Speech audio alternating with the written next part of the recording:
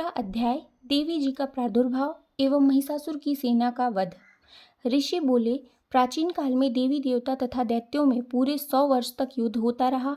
उस समय दैत्यों का स्वामी महिषासुर था और देवताओं का इंद्र था। उस संग्राम में देवताओं की सेना महाबली दैत्यों से हार गई। तब सभी देवताओं को जीतकर महिषासुर इंद्र बन बैठा था। तब हारकर सभी देवता ब्रह्मा जी को अग्रणी बनाकर वहां गए जहां विष्णु तथा शंकर विराज रहे थे। वहां पर देवताओं ने महिषासुर के सभी उपद्रव एवं अपने पराभव का पूरा पूरा वृतांत कह सुनाया। उन्होंने कहा कि महिषासुर ने तो सूर्य, अग्नि, पवन, चंद्रमा, यम तथा वरुण इत्यादि सभी अन्य देवताओं के अधिकार छीन लिए हैं। स्वयं ही सबका अधिष्ठाता बन बैठा है। उसने सभी देवताओं को स्वर्ग से निकाल दिया है। महिषासुर महादुरात्मा है। देवता पृथ्वी पर मृत्यु की भांति विचर रहे हैं। उसके वध का कोई तो उपाय कीजिए। इस प्रकार मधुसूदन और महादेव जी ने देवताओं के वचन सुने तो क्रोध से उनकी भौहें तन गई। तब भगवान विष्णु के मुख से एक महान तेज प्रकट हुआ। इसी प्रकार ब्रह्मा तथा शंकर के मुख से भी तेज प्रकट हुआ। दूसरे इंद्र आदि देवताओं के शरीर से भी महान तेज प्रकट हो आया। सभी तेज मिलकर एक हो गए। वह तेज पुंज इतना उग्र था जैसा कि जलता हुआ पहाड़ हो। देवताओं ने देखा कि उसकी ज्वालाएं सभी दिशाओं में फैल रही है। जब वह एक हुआ तो नारी के रूप में आया। महादेव जी के तेज से उसका मुख प्रकट हुआ, यम के तेज से उसके केस प्रकट हुए, विष्णु के तेज से उस देवी की भुजाएं प्रकट हुई, चंद्रमा से दोनों स्तन, इंद्र के तेज से उसका कटी प्रदेश, वरुण के तेज से जंघा व अरु अस्थि, पृथ्वी के तेज से नितंबों का प्रादुर्भाव हुआ, ब्रह्मा जी के तेज से दोनों चरण, सूर्य के तेज से चरणों की अंगुलियां, वसुओं के तेज से अंगुलियां हाथों की, कुबेर के तेज से नासिका का आविर्भाव हुआ। उसके दांत प्रजापति के तेज से प्रकट हुए। अग्नि के तेज से 3 नेत्र प्रकट हुए। संध्याओं के तेज से दोनों भौहें, वायु के तेज से दोनों कान उत्पन्न हुए। इसी प्रकार समस्त देवताओं के तेज द्वारा भगवती का प्रादुर्भाव हुआ। इस प्रकार सभी देवताओं के तेज पुंज से प्रकट हुई देवी को देखकर महिषासुर से पीड़ित समस्त देवता प्रसन्न हुए। महादेव ने देवी को अपने त्रिशूल से शूल निकाल कर दे दिया। श्री विष्णु जी ने अपना सुदर्शन चक्र प्रकट करके दे दिया। वरुण ने शंख तथा अग्नि ने उसे शक्ति दी। मारुत ने उन्हें धनुष दिया और बाणों से भरपूर 2 तरकस दे दिए। देवराज इंद्र ने अपने वज्र से वज्र पैदा करके दे दिया। फिर सहस्त्र नेत्र इंद्र ने ऐरावत हाथी से घंटा दिया। यमराज ने कालदंड से दंड प्रदान किया। सागरपति ने रुद्राक्ष माला अर्पित की। ब्रह्मा ने कमंडलू भेंट किया। सूर्य ने भगवती के भी रोमकूपों में अपनी किरणें प्रदान की। काल ने तलवार और उत्तम ढाल अर्पण की। क्षीर सागर ने हार तथा कभी न पुराने होने वाले 2 वस्त्र भेंट किए। इसी प्रकार चूड़ामणि, दिव्य कुंडल तथा 2 कड़े भी भेंट किए तथा चमकता हुआ अर्धचंद्र, सभी भुजाओं के लिए बाजूबंद, चरणों के लिए नुपुर और कंठ के लिए सर्वोत्तम कंठुला भेंट किया। इसी प्रकार सभी अंगुलियों के लिए जड़ित मुद्राएं प्रदान की। विश्वकर्मा ने निर्मल परशु भेंट किया। अनेक रूपों वाले अस्त्र, अभेद कवच, मस्तक तथा गले में धारण करने के योग्य कभी न कुम्हलाने वाली कमलों की माला दी। जलधि ने उसे बहुत सुंदर कमल दिया। हिमालय ने वाहन के लिए सिंह और भी अनेक प्रकार के रत्न भेंट किए। कुबेर ने सुरा से भरपूर पात्र दिया। सभी नागों के स्वामी एवं पृथ्वी धारण करने वाले शेष जी ने महामणियों से सुशोभित नागहार दिया।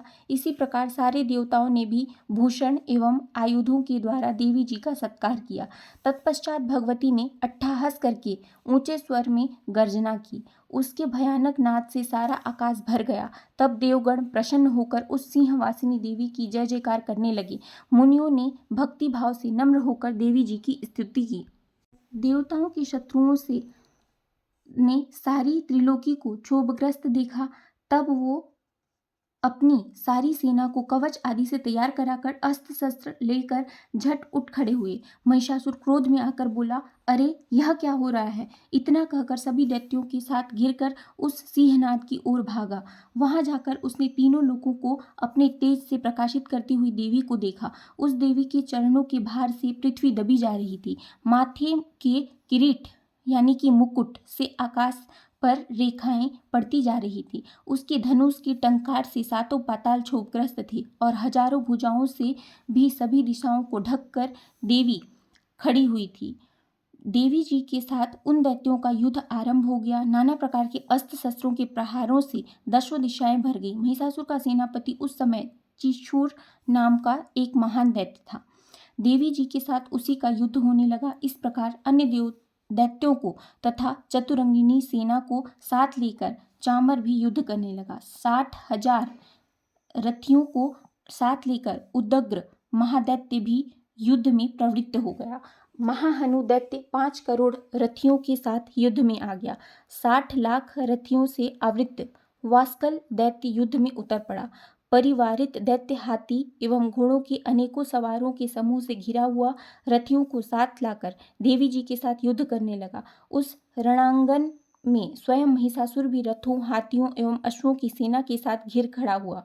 तोमर, भिंदीपाल, शक्ति, मूसल, परशु, पट्टिश, खंग आदि अस्त्रों से युद्ध में देवी जी के साथ युद्ध करने लगे। कुछ दैत्यों ने देवी जी पर शक्तियां छोड़ी एवं दूसरों ने पास फेंकी। तब चंडिका देवी ने अस्त्र शस्त्रों की वर्षा करके उन्हें तोड़ डाला।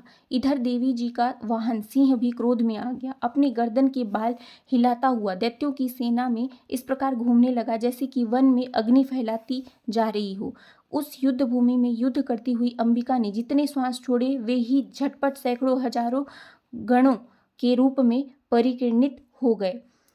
प्रकट होकर उन गणों ने खंभ, भिंदीपाल, परशु, पट्टिश आदि शस्त्रों से युद्ध प्रारंभ कर दिया। देवी जी की शक्ति से वृद्धि पाकर वे गण दैत्यों का नाश करने लगा।